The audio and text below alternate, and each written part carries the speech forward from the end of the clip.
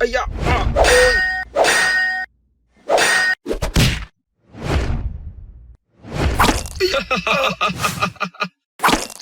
啊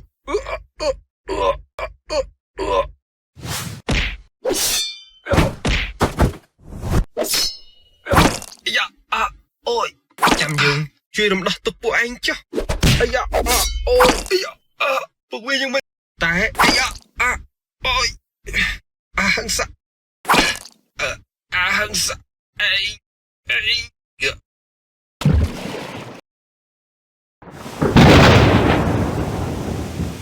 នៅថ្ងៃដែលអាហារសាក់ចាស់កំណើតមេឃក៏ចាប់ផ្ដើមប្រែពណ៌ទៅជាងងឹតភ្លៀងក៏ចាប់ផ្ដើមធ្លាក់ចុះកូនផ្ទះក៏ចាប់ផ្ដើមលឺសូរផងចំណែកឯសត្វអាវុធក៏បានហត់ទៅផ្ដុំគ្នានៅលើអាកាសហើយក៏បានប៉ះទង្គិចគ្នាលឺសូរផងនិងបញ្ចេញពន្លឺគួរឲ្យខ្លាចផងដែរចំណែកឯអ្នកសុខទាំងអស់ក៏ផ្អើលឈូឆររត់មកមើលអ្នកខ្លះក៏ភ័យស្លន់ស្លោរត់ចូលទៅក្នុងផ្ទះបាត់អស់ទៅ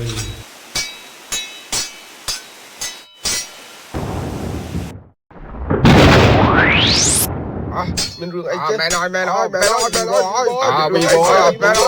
ទួលព្រាជាភ្លាមមានរឿងអីចេះមែនហើយវីវ៉យ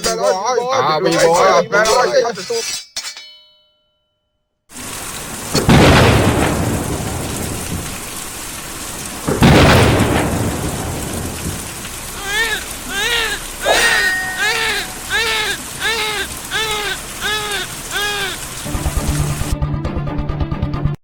ទូលបង្គំភគវីសូមក្រាបថ្វាយបង្គំព្រះហើយលោកឧបរាជឆាប់ក្រោកឡើងមកណាលោកឧបរាជយើងមានការព្រួយបារម្ភខ្លាំងណាស់ចំពោះអភូតហេតុដែលបានកើតឡើងកាលពីថ្ងៃមុននោះណាសត្រាវុធទាំងឡាយបានរង្គោះរង្គើនិងបញ្ចេញពន្លឺគួរឲ្យខ្លាចណាស់តើនេះជាគ្រោះឬក៏លៀបសម្រាប់នគររបស់យើងណាក្រាបទូលព្រះអង្គនេះប្រកាសជាការចាប់កំណើតរបស់មហាបរោះឬក៏ជាមហាចៅដ៏កាចសាហាវបានចាប់កំណើតហើយក្រាបទូលថាម៉េចមហាចៅកំណាចបើពិតជាអញ្ចឹងមែនក្មេងនេះប្រកាសជានាំទុកដល់ព្រះនគរយើងជាមិនខានទេនៅថ្ងៃមុខតែបើគេជាមហាបរោះគេប្រកាសជាសត្រូវរបស់នគរយើងជាមិនខានទេព្រះគ្រូសតិលោកឆាប់ទុះទាយទៅមើលតើវាសនារបស់ក្មេងនេះពិតជាមហាចៅឬក៏ជាមហាបរោះសម្រាប់នគររបស់យើងទៅក្រាបទូលព្រះអង្គបើតាមការរំពឹងមើលវាសនារបស់កុមារនេះឃើញថាព្រះព្រំបានកំណត់ជោគវាសនារបស់គេរួចទៅហើយនៅពេលដែលគេធំឡើងគេនឹងក្លាយទៅជាមហាចៅដ៏កាចសាហាវនិងបង្កគ្រោះភ័យដល់អ្នកមានគុណនិងប្រជានុរាស្ត្រនៃនគរកតសិលាយើងទាំងមូលក្រាបទូលក៏ប៉ុន្តែយ៉ាងម៉េចព្រះគ្រូឆាប់និយាយទៅមើលក្រាបទូលព្រះអង្គបើតាមជើងលេខមួយទៀតបង្ហាញថារូបគេគឺជាអ្នកមានបុណ្យមកចាប់ជាតិគេគឺជាមហាបរោះដែលជួយសង្គ្រោះមនុស្សលោកឲ្យរួចផុតពីទុក្ខទាំងឡាយទាំងពួងផងដែរណាក្រាបទូលគឺវាគប់ជួនដែរថាក្រោយពេលដែលកុមារនេះកើតមកភ្លាមសត្រាវុធទាំងអស់លែងរង្គោះរង្គើហើយនៅក្នុងសាវត្ថីយើងទាំងមូលនេះក៏លែងមានពួកចៅអន្តពាលដែរក្រាបទូលរឿងនេះពិតជាចម្លែកណាស់ព្រះអង្គបើអញ្ចឹងពួកលោកត្រូវតែស្វែងរកក្មេងនេះឲ្យឃើញណាតើវាជាកូនរបស់អ្នកណាហើយនាំយកមកឲ្យយើងទត់ទាល់ភ្នែកភ្លាមយើងចង់ដឹងណាស់ថាតើគេនាំគ្រោះឬក៏លៀបសម្រាប់នគររបស់យើងទៅក្រាបទូលព្រះអង្គទូលបង្គំបានឲ្យគេស៊ើបរួចទៅហើយនៅក្នុងក្រុងសាវត្ថីនេះទាំងមូលគ្មានទារកណាចាប់កំណើតទេក្រាបទូលគឺមានតែយ៉ាងម៉េចលោកឧបរាជលោកតាំងពីដើមមកមិនដែលនិយាយស្ដីរដេបរដប់បែបនេះទេណាមានរឿងអីលោកឆាប់និយាយមកលោកជាមនុស្សចំណិតរបស់យើងមានរឿងអីលោកឆាប់ប្រាប់យើងភ្លាមមកណាក្រាបទូលព្រះអង្គ គឺមានតែកូនរបស់ទូលបង្គំតែប៉ុណ្ណោះដែលបានចាប់កំណើតនៅថ្ងៃនោះក្រាបទូលតែដើម្បីសេចក្តីសុខរបស់ប្រទេសជាតិទូលបង្គំសុខចិត្តសម្លាប់ខុសក៏មិនទុកកូននេះដែរក្រាបទូលឲ្យតែព្រះអង្គចេញព្រះរាជបញ្ជាទូលបង្គំមិនរារែកក្នុងការដង្ហែតាមព្រះរាជបញ្ជាទេក្រាបទូលទោះជាគេជាកូនរបស់ទូលបង្គំក៏ដោយថាម៉េចគេជាកូនរបស់លោកឧបរាជឯងទៀតណាស់ហើយចុះបើសម្រាប់គេយើងពិតជាអាណិតគេណាស់ម្យ៉ាងវិញទៀតលោកឧបរាជជាមនុស្សចំណិតដ៏ល្អរបស់យើងទៀតផងណាហើយលោកក៏ជាអ្នកក្លាហានដែលមានសិលវិជ្ជាពូកែអស្ចារ្យណាស់លោកមានគុណសម្បត្តិជាច្រើនសម្រាប់នគររបស់យើងម្យ៉ាងវិញទៀតយើងជឿទៅលើការទស្សទាយរបស់ព្រះរាជគ្រូសតិលោកទស្សទាយមិនដែលចេះខុសម្ដងណាទេណាសូមអរគុណព្រះអង្គដែលព្រះអង្គមានចិត្តសន្តោសដល់កូនរបស់ទូលបង្គំសូមឲ្យព្រះអង្គមានប្រជញ្ញមាយុយឺនយូរក្រាបទូលល្អហើយមិនអីទេណាបើអញ្ចឹងកូនរបស់លោកគួរតែប្រគល់ទៅឲ្យព្រះគ្រូសតិជួយបង្ហាត់បង្រៀនសិលមន្តវិជ្ជាការដល់គេទៅណាព្រោះលោកគ្រូសតិមានក្បាច់គុណនិងសិលមន្តវិជ្ជាការពូកែណាស់ស័ក្តិសមបំផុតសម្រាប់ធ្វើជាគ្រូរបស់កូនលោកណាអរព្រះគុណព្រះអង្គណាស់ក្រាបទូលព្រះគ្រូសតិបើអញ្ចឹងកូននេះខ្ញុំសូមឲ្យលោកគ្រូជាអ្នកបង្ហាត់បង្រៀនហើយណាសូមលោកជួយណែនាំដល់គេផងព្រោះថាមានតែលោកម្នាក់ទេដែលស័ក្តិសមបំផុតមិនអីទេលោកឧបរាជលោកទុកចិត្តនឹងខ្ញុំចុះខ្ញុំនឹងខំឲ្យអស់ពីលទ្ធភាពណាតែថាបើតាមជើងលេខបង្ហាញថាជនណាក៏ដោយឲ្យតែបានធ្វើល្អទៅលើគេវានឹងសងវិញដោយហាយនភាពជាមិនខានទេណាណាហើយចុះខ្ញុំសង្ឃឹមថាវាមិនដូចអ្វីដែលខ្ញុំគិតទៅចុះ18ឆ្នាំក្រោយមក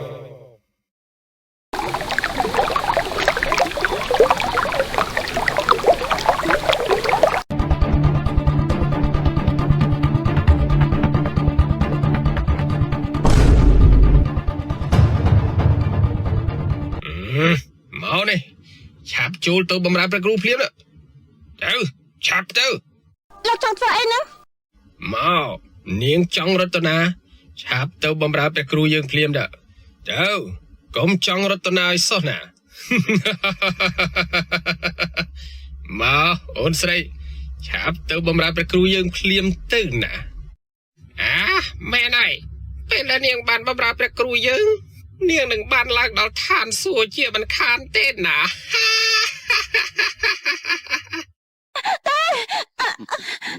ឡើងខ្ញុំឡើងមកនេះឆាប់ចូលទៅបម្រើព្រះគ្រូភ្លាមទៅឆាប់ទៅឡើងខ្ញុំមកប៉ុណ្ណឹងមិនគួរឡើងពេកផ្សេងចឹងពួកឯងឆាប់ដោះលែងយើងភ្លាមបោកប្រែយើងជាអ្នកដែលមានបារមីខ្លាំងពូកែនៅក្នុងសាសនាយើងនេះណាអ្នកដែលមករកយើងគឺគេមកដោយស្ម័គ្រចិត្តមិនមែនយើងទៅចាប់បង្ខំគេមកឯណាព្រះមហាព្រហ្មគឺជាព្រះដ៏អស្ចារ្យអ្នកណាក៏ដោយឲ្យតែបានបូជាមាសប្រាក់មាសពេជ្រកែវកងវិទូសូរកានជាពិសេសស្រីស្អាតដូចជានាងឈឹងបើបានបូជារូបរាងកាយនិងព្រហ្មចារីយ៍របស់នាងតាមរយៈយើងដែលជាសាវកជំនិតរបស់ព្រះមហាព្រហ្មនោះទ្រង់នឹងជួយឲ្យនាងរួចផុតពីការកើតចាស់ឈឺស្លាប់មានសម្រស់ក្មេងជាងវ័យជាពិសេសនាងនឹងបានឡើងឋានសួគ៌ថែមទៀតផងណា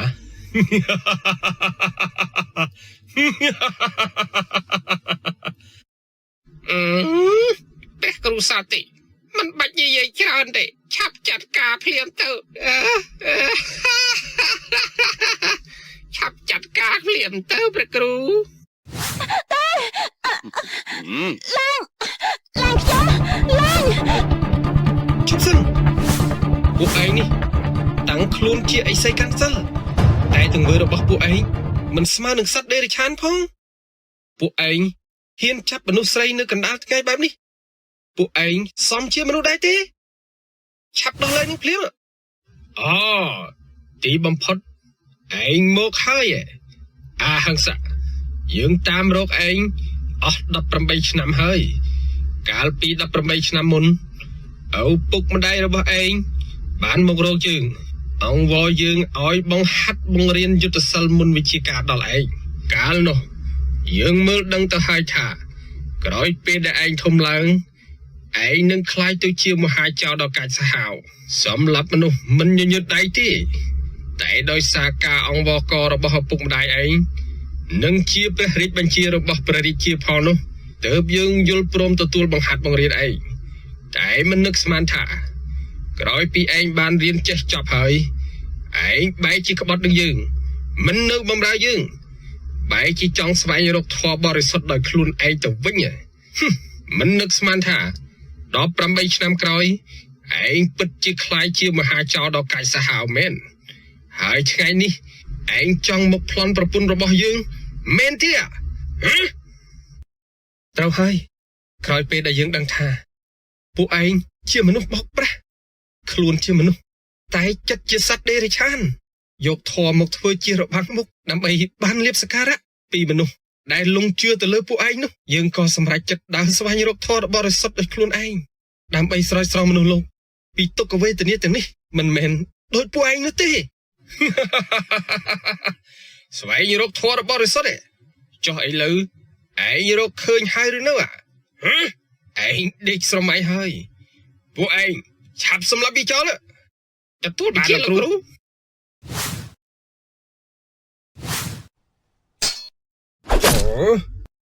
អាយ៉ាអូយ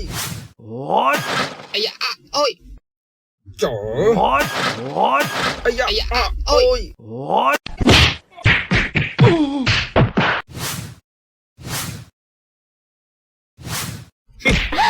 ទៅស្អីចឹងនេះនាងបើយើងមិនបានយើងក៏នឹងបំផ្លាញចោលដែរយើងមិនឲ្យអ្នកណាបានទាំងអស់ពេលនេះនាងបានត្រូវបាត់ដៃពឹសសម្រិតរបស់យើងហើយបើឯងមិនអាចស្វែងរកធម៌ដ៏បរិសុទ្ធរបស់ឯងបាននោះទេមួយខែក្រោយមកនាងនឹងត្រូវស្លាប់ហើយយើងលីឯងសិនហើយពួកឯងស្លាប់អស់ហើយឬនៅបើនៅឆាប់ក្រោកឡើងមកអាយអូទីម៉ា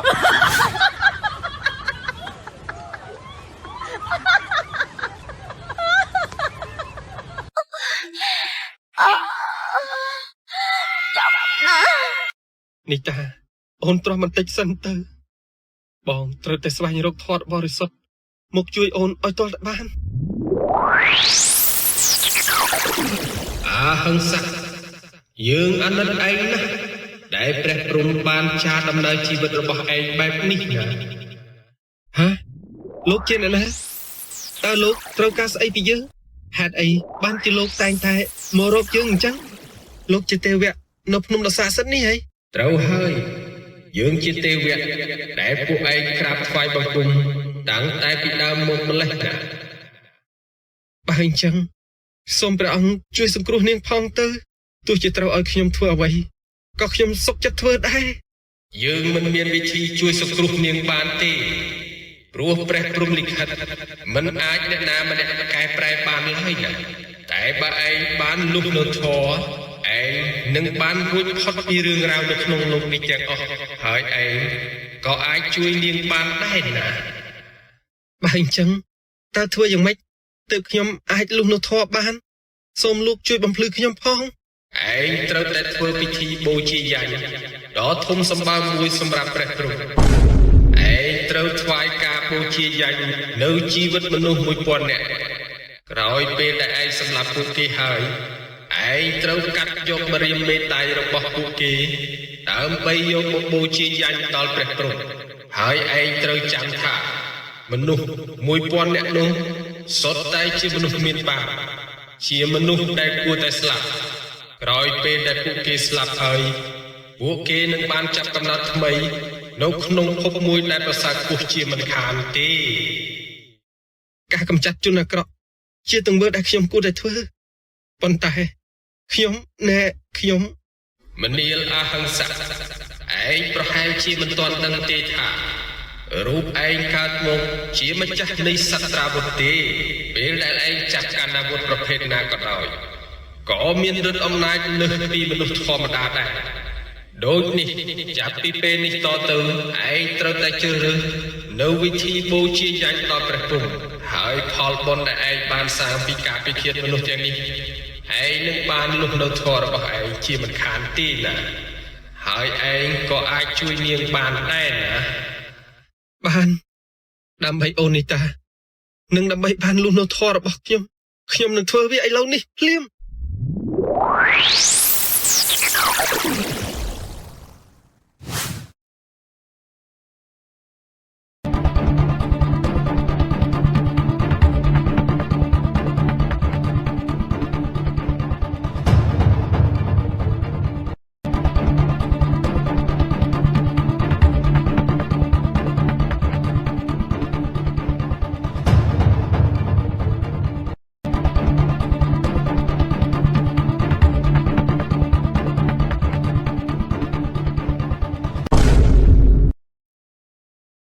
ពួកឯងមានទ្រព្យសម្បត្តិអីខ្លះឆាប់ប្រគល់មកឲ្យយើងភ្លាមបើមិននេះចឹងទេពួកឯងត្រូវតែស្លាប់ទេលោកខ្ញុំមានតែរបស់របរបន្តិចបន្តួចទេសូមលោកកុំយកអីមែន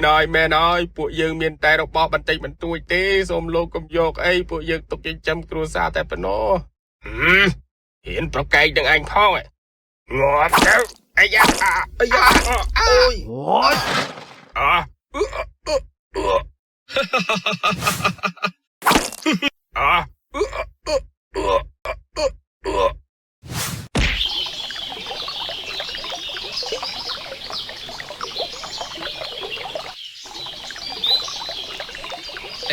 សិស្សច្បង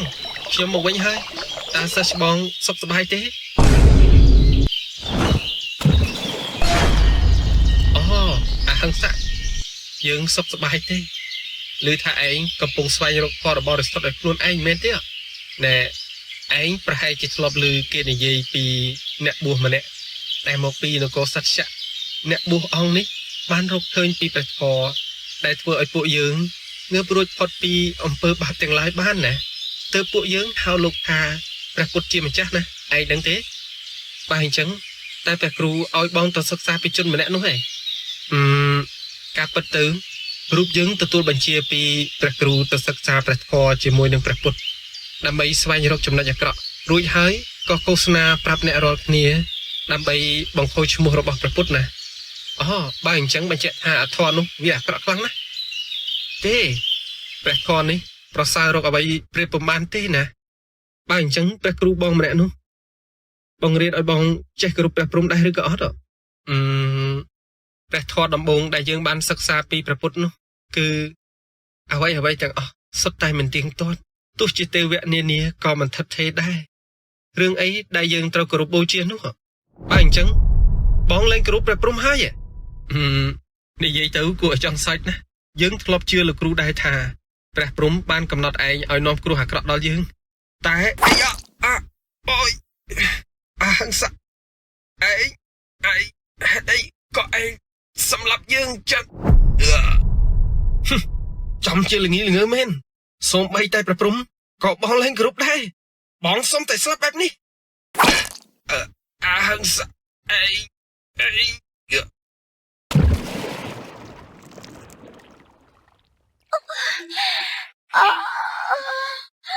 ចាប់ណា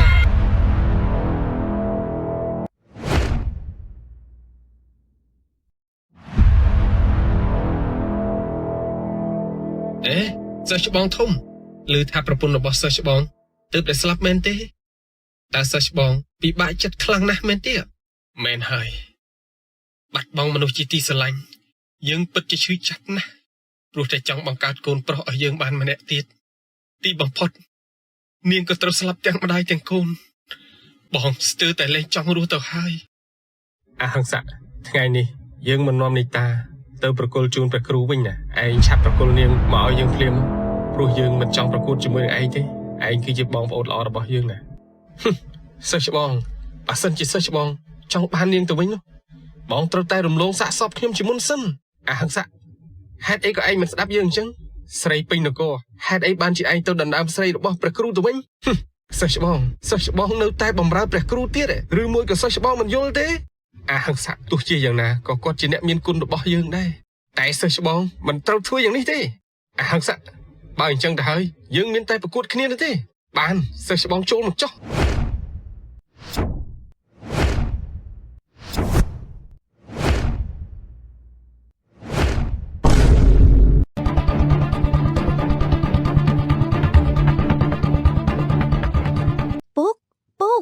ពុកកូនខំតាមរកពុកអត់ឃើញសក់កូនភ័យណាពុកកូនស្រីពួកកូនមកទៅនេះធ្វើអីហាប់ត្រឡប់ទៅវិញទៅណាពុកមានការរវល់បន្តិចចាពុកបើអញ្ចឹងពុកកូននៅចាំពុកទីនេះសិនណាចាំពុករួចកិច្ចការយើងទៅវិញទាំងអស់គ្នាបានហើយពួកឯងឆាប់ចេញពីនេះសិនទៅណាពុកមានការត្រូវដោះស្រាយបន្តិច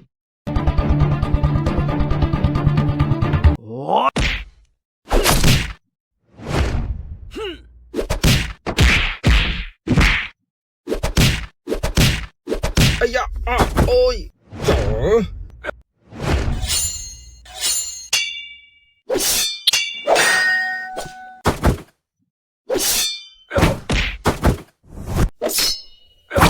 យ៉ាអូយ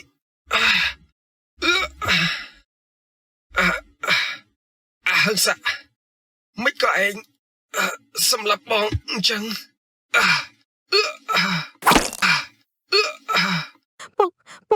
ពុកទេពុកទេ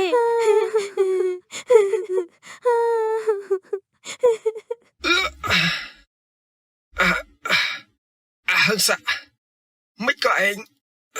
សម្លាប់បងអញ្ចឹង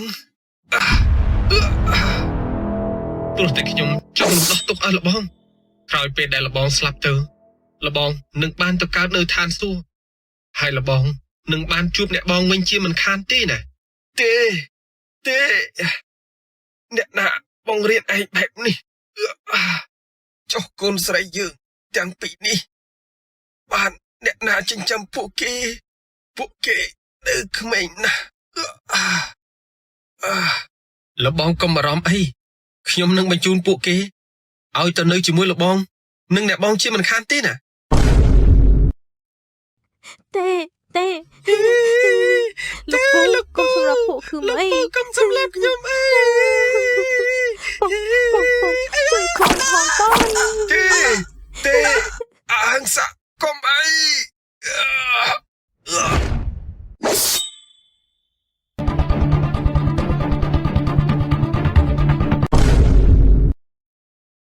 អហិង្ស័កទីបំផុតឯងមកហើយត្រូវហើយខ្ញុំមកនេះគឺមកពីឃាតមនុស្សអាក្រក់ដូចជាប្រគ្រូនេះហើយ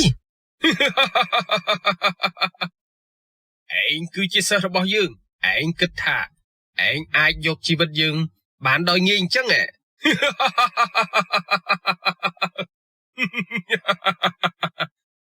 យើងនឹងបញ្ជូនឯងទៅឋាននរកឥឡូវនេះហើយយើងគ្មានពេលទៅឋាននរកនោះទេព្រោះយើងចិត្តបានលុះនៅធម៌ទៅហើយថាម៉េចឯងចិត្តបានលុះនៅធម៌ទៅហើយអូយចង់សើចណាស់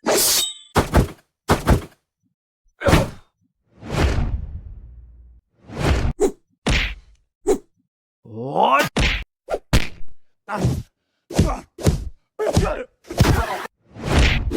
អាយ៉ាអូយចោ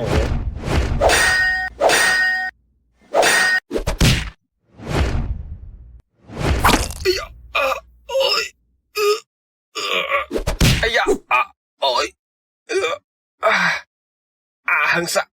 ឯង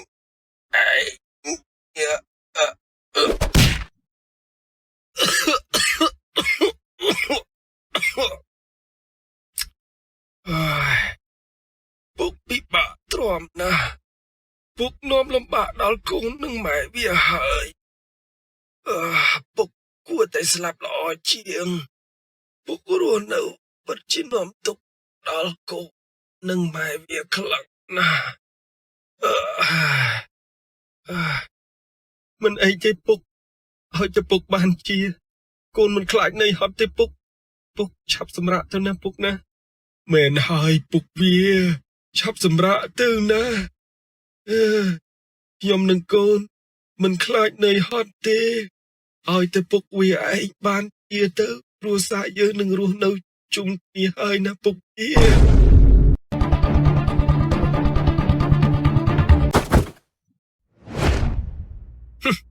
យើងមើលទៅគ្រួសារពួកឯងដូចជាមានទុកខ្លាំងណាស់ចាំយើងជួយរំដោះទុកពួកឯងចុះអាយ៉ាអូយអាយ៉ាអូយ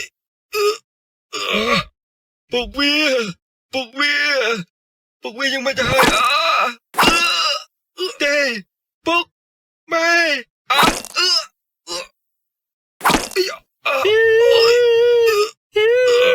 ពុកម៉ែលោកតាលោកយាយស្លាប់ចោលខ្ញុំទេលោកពូកុំសម្លាប់ខ្ញុំអី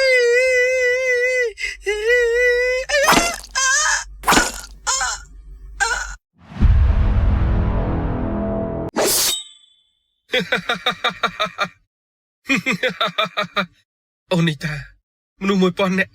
បងចិត្តធ្វើបានហើយឲ្យតែបងសម្លាប់មនុស្សបានម្នាក់ទៀតបងនឹងបានលុះនៅធម៌ពេលនោះបងប្រកាសជាជួយអូនបានហើយ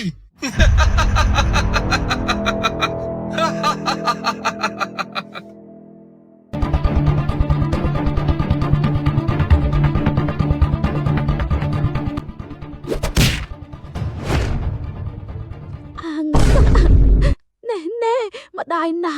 កូនរមួយកូនចង់សម្លាប់ទាំងម្ដាយទៀតកូនភ្ញាក់យួនឡើងកូនកុំសាងបាបកម្មទៀតទេមិនបានទេឲ្យតែខ្ញុំសម្លាប់មនុស្សម្នាក់ទៀតខ្ញុំនឹងបានត្រាស់ដឹងនូវធម៌ដ៏បរិសុទ្ធនេះជាមិនខានទេពេលនោះខ្ញុំក៏អាចជួយរំដោះទុក្ខមនុស្សលោកបានហើយខ្ញុំក៏អាចជួយអូនីតាបានដែរអ្នកកុំបារម្ភអីពេលដែលអ្នកស្លាប់ទៅអ្នកនឹងបានឡើងទៅឋានសួគ៌ជាមិនខានទេណាដូចនេះអ្នកត្រូវតែស្លាប់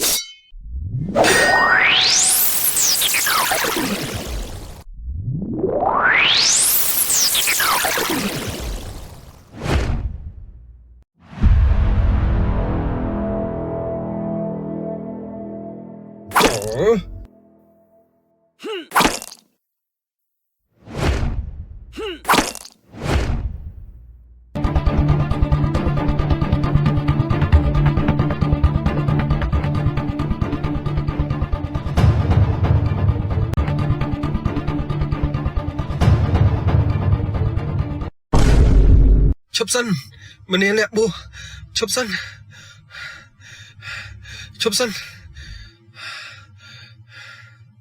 យើងឈប់ហើយអង្គលីមៀនៅតែអ្នកទេដែលមិនព្រមឈប់នោះខ្ញុំនឹងឈប់នៅពេលដែលខ្ញុំបានសម្លាប់មនុស្សម្នាក់ទៀតហេតុនេះហើយបានជាអ្នកចង់ពិឃាតអាត្មាមែនទេមែនហើយលោកត្រូវយល់ថាខ្ញុំអាចជួយរំដោះអ្នកខ្ញុំអាចជួយរំដោះលោកឲ្យផុតពីក្តីទុក្ខបានណាតើអ្នកគិតថាអាត្មាមានទុក្ខដោយប្រការណាបើប្រៀបធៀបជាមួយអ្នកនោះតើអាត្មាឬក៏ជាអ្នកដែលត្រូវមានទុក្ខនោះតែខ្ញុំបានឮថាអ្វីទាំងអស់សុទ្ធតែមិនទៀងទាត់នេះជាធម៌របស់អ្នកឯងហេតុនេះហើយទាំងរូបអ្នកឯងហើយនឹងខ្ញុំគឺសុទ្ធតែមានទុក្ខដូចគ្នាព្រះធម៌ដែលអ្នកបានលើកឡើងនេះបានប្រាប់ឲ្យឃើញពីធាតុពិតនៃរបស់ទាំងពួងដើម្បីកុំឲ្យមានភាពប្រកាន់ភ្ជាប់បើប្រះចាកនឹងការប្រកាន់ភ្ជាប់នេះជននោះនឹងប្រះចាកពីក្តីទុក្ខដូចគ្នាណាខ្ញុំមិនយល់ទេមនាលអង្គលីមៀកាលដែលអាត្មាមកនេះគឺមកបង្ហាញផ្លូវដល់អ្នកដើម្បីឲ្យអ្នកបានលុះនៅធម៌ដ៏ពិតប្រាកដណាអ្នកមិនចាំបាច់បង្ហាញផ្លូវដល់ខ្ញុំទេអ្វីដែលខ្ញុំត្រូវការនៅពេលនេះគឺសម្រាប់មនុស្សម្នាក់ទៀតតែប៉ុណ្ណោះឲ្យតែយើងសម្រាប់អ្នកឯងបានពេលនោះចិត្តរបស់ខ្ញុំនឹងឈានដល់ភាពបរិសុទ្ធបំលុះជាការលុះនៅធម៌អ្នកត្រូវតែដឹងមនាលអង្គលីមៀអាត្មាសូមឲ្យអ្នកពិចារណានៅអ្វីដែលអ្នកយល់ថាជាមិត្តនោះអាត្មាសូមឲ្យអ្នកពិចារណាដោយព្រះធម៌ណាទី1អ្វីទាំងអស់សុទ្ធតែអនិច្ចំមិនទៀងទាត់អ្វីដែលគិតថាជាមិត្តនោះក៏ជាអនិច្ចំពេលដែលសម្លឹងយូរទៅ អ្នកនឹងឃើញមានភាពប្រែប្រួលកើតឡើងជារៀងរហូតណាទី2អ្វីទាំងអស់គឺជាទុក្ខអ្នកមិនគួរប្រកាន់ខ្ជាប់ពេកនោះទេចូលឯងពិចារណាថាអ្វីទាំងអស់នេះអាចសាងសេចក្តីសុខឲ្យឯងបានទេទី3អ្វីទាំងអស់សុទ្ធតែជាអនត្តាបានន័យថាមិនមែនរបស់ខ្លួនឯងឡើយអ្វីដែលអ្នកកំពុងតែពិចារណានេះក៏មិនមែនជាខ្លួនរបស់អ្នកដែរអង្គលីមៀដោយការយល់ខុសអ្វីដែលថាជាខ្លួនយើងនេះជាទ្រព្យសម្បត្តិរបស់យើងទាំងនេះឯងជាមូលហេតុនៃសេចក្តីទុក្ខនោះបើអញ្ចឹងតើព្រះព្រហ្មឲ្យកណាសម្រាប់មនុស្សកាច់ម្រាមដៃ 1000 នាក់ដើម្បីបូជាយ៉ាញ់នោះតើពិតទេតើខ្ញុំពិតជាបានលុះនៅធម៌ទេមនាលអង្គលីមៀតាមពិតអ្នកដែលឲ្យឯងធ្វើនោះគឺមិនមែនជាព្រះព្រហ្មទេតែគេជាក្រុងមាទេណាឯងបានធ្លាក់ក្នុងការសណ្ដំរបស់គេហើយចូលឯងបកក្រោយវិញចុះទម្លាក់កំបិតតាំងចិត្តជាព្រះយើងនឹងជួយឯងបានណាបើអញ្ចឹងសូមព្រះពុទ្ធជាម្ចាស់មេត្តាឲ្យខ្ញុំកណាបានបួសក្នុងសំណាក់សាសនានេះផងចុះព្រោះអីខ្ញុំបានសាងបាបកម្មច្រើនណាស់ខ្ញុំចង់លុបលាងនៅបាបកម្មទាំងនេះតើបានទេ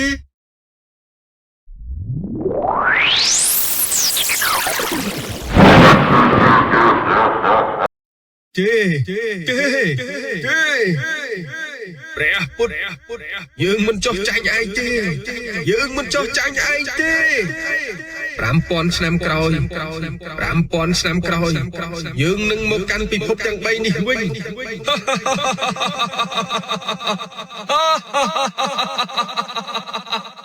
5000 ឆ្នាំក្រោយយើងនឹងជួបគ្នាម្ដងទៀតព្រះពុទ្ធយើងលាឯងសិនហើយ